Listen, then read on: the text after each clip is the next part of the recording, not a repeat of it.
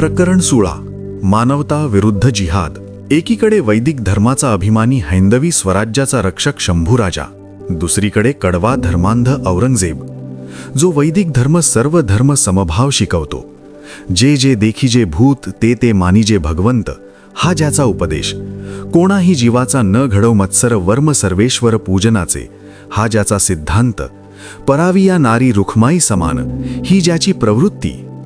सहस्रावधी वर्षांची प्राचीन आणि परिपूर्ण अशी ज्याची संस्कृती, तो वैदिक हिंदू धर्म, हा शंभूराजांचा प्राण। शिवशाहीच्याही आधीपासून अनेक मुसलमान या देशात राहत होते। शिवरायांच्या सैन्यातही काही मुसलमान होते, पण आपले मुसलमान पण कधी धोक्यात येईल असे त्यांना वाटले नाही।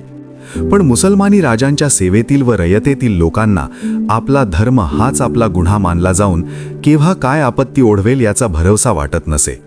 एकीकडे उदारमतवादी सहिष्णू हिंदू व दुसरीकडे धार्मिकदृष्ट्या अत्यंत धर्मांध, असहिष्णू, उग्र व दुष्ट प्रवृत्तीची मोगल सत्ता। 25-30 रणझुंजार सेनाधिपतींच्या हाताखाली 3 लक्ष घोडदळ आणि 4 लक्ष पायदळ, शेकडो हत्ती, सामानासाठी हजारो उंट, अनेक बेलदार, वंजारी, कामगार असा हा महासेनासागर घेऊन औरंगजेब स्वतः महाराष्ट्राला नेस्तनाबूत करायला महाराष्ट्रात उतरला। स्वराज्याची अवस्था कठीण होती। जेमतेम 30-40 हजार सैन्य, भरावचा ठेवण्यासारखे हंबीरराव मोहिते, कवी कलश, प्रल्हाद निराजी, केसो त्रिमल, निळोपंत पेशवे यांच्यासारखे 10-12 सेनानायक। शंभूराजांनी कठोर शिक्षा केल्यामुळे दुखावली गेलेली कित्येक घराणी, छोटेसे राज्य, त्याचा थोडासा वसूल, या सामुग्रीनिशी तोंड देण्याची जबाबदारी होती शंभूराजांवर। औरंगजेबाने या महामोहिमेला जिहाद म्हटले आहे। 21 नोव्हेंबर 1681 रोजी बुरहानपूर येथील अब्दुल लतीफच्या दर्ग्यास भेट देऊन औरंगजेबाने इस्लामच्या शत्रूचा नाश करण्यासाठी आपणास बळ मिळावे म्हणून त्याला प्रार्थना केली। ही मोहीम काढण्यात माझा हेतू केवळ जिहाद करणे हाच आहे। या सेवेने अल्लाह आणि पैगंबर प्रसन्न होवोत, असे त्याने जाहीर केले। मराठी साम्राज्याचा संपूर्ण नाश आणि काफर बच्चा शंभूराजाला ठार मारणे हे लक्ष्य ठरवूनच औरंगजेबाची व्यूहरचना आखली जात होती। त्याने सर्व बाजूंनी स्वराज्याची कोंडी करायचे ठरविले। जंजिऱ्याच्या सिद्धीला त्याने हाती धरले, पोर्तुगीजांशी बोलणी सुरू केली, आदिलशाही कुतुबशाहीला जरब बसविले आणि आपल्या सेनेने स्वराज्याला सर्व बाजूंनी वेढून टाकले। औरंगजेबाची फूस मिळाल्यामुळे जंजिऱ्याचा सिद्धी चांगलाच चेकाळला। मूळ आफ्रिकेतील अबिसिनियामधून आलेले हे हबशी लोक जंजिऱ्याचे व कोकणपट्टीतल्या सध्याच्या रायगड जिल्ह्यातल्या रोह्याची खाडी, माणगाव तालुका, बाणकोटची खाडी, महाडच्या आसपासचा प्रदेश, दंडाराजपुरी या भागाचे सत्ताधारी बनले होते। शिवरायांनाही त्यांचे पक्के पारिपत्य करता आले नव्हते। हबशीच्या जहागिरीला हबसाण म्हणत, जसे बागलांचे बागलाण, फिरण्यांचे फिरंगाण, शिरकत्यांचे शिरकाण। या हबशांनी या कोकणपट्टीवर धुमाकूळ घातला होता। तरण्या ताठ्या हिंदू स्त्रियांना तर बाहेर तोंड काढायला नको अशी अवस्था होती। दिवसाढवळ्या सारी कुळागारे स्त्रियांच्या आक्रोशांनी आणि किंकाळ्यांनी भरून जायची। स्त्रियांना पळवून तारवावर नेऊन त्यांच्यावर अनेक नरपशूंनी बलात्कार करून ते त्यांना समुद्रात ढकलून द्यायचे। लोकांच्या तोंडात गोमांस घालून त्यांचे नाक कान कापून त्यांना खुशाल दर्यात लोटून द्यायचे। घराघरात शिरून हवी तशी लूटमार करावी आणि दिसतील त्या आबालवृद्धांना कापून काढावे, हा त्यांचा खाक्या होता। औरंगजेबाकडून फूस मिळाल्यामुळे सिद्धी शेफारला। त्याने नागोठाणे, आपटे, नागाव इत्यादी भागात धाडी घालायला आरंभ केला। कित्येक गावे जाळून भस्मसात केली।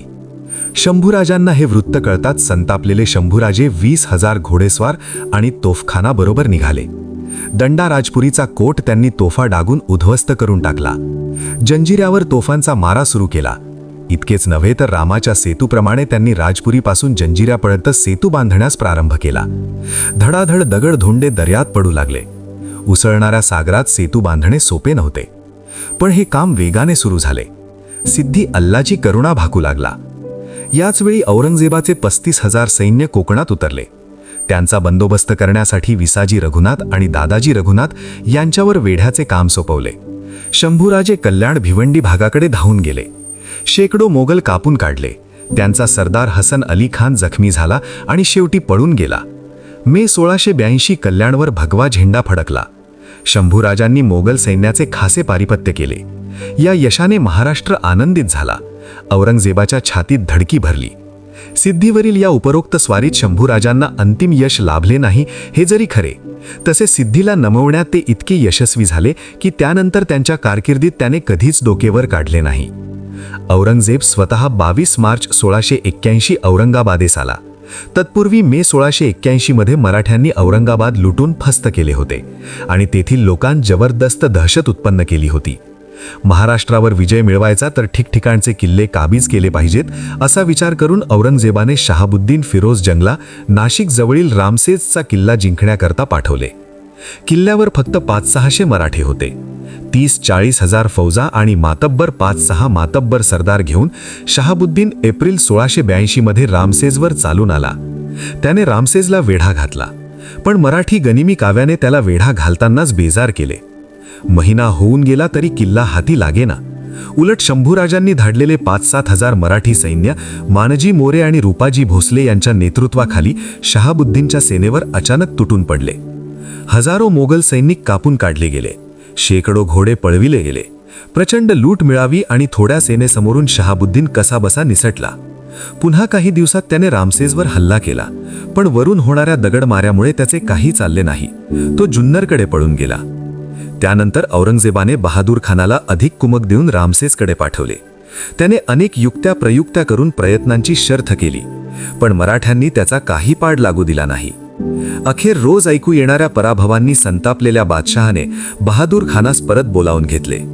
रामसेजच्या पराभवाने वैतागलेल्या बादशहाने आपल्या डोक्यावरची पगडी जमिनीवर आपटली आणि त्या काफर बच्चा शंभूराजास पकडल्याशिवाय किंवा ठार मारल्याशिवाय पगडी घालणार नाही अशी प्रतिज्ञा 30 जुलै 1682 ला केली. 5 वर्ष धडपड करूनही रामसेज सारखा छोटा किल्ला औरंगजेबाला हाती लागला नाही. त्र्यंबकगडावरील केसो त्रिमल ही रामसेजला सर्व प्रकारे मदत करीत होते, म्हणून त्र्यंबकगडावर मुझफ्फर खानाला बादशहाने पाठवले. परंतु ती ही मोहीम यशस्वी होईना. उलट मराठ्यांच्या सैन्याच्या तुकड्या वऱ्हाडात मलकापूर, वाशिम, मेहकर, कारंजा, देऊळगाव राजा, जालना इत्यादी भागात घुसून चौथाई वसूल करू लागल्या. खुद्द औरंगजेबाच्याच परिसरात हा धुमाकूळ चालू होता. इकडे कोकणची हसन अली खानाची पहिली मोहीम अयशस्वी झाली होती. बादशहाने रणमस्त खानाला तिकडे धाडले.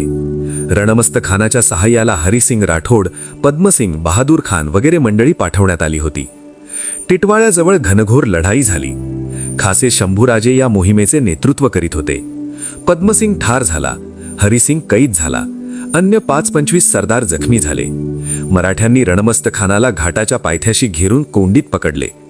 बादशहाने त्याच्या मदतीसाठी रुदुल्ला खानाला पाठवले. तोही घाटात कोंडला गेला. त्याची रसद तोडली. अखेर रुदुल्ला खान एप्रिल 1683 मध्ये माघारी फिरला.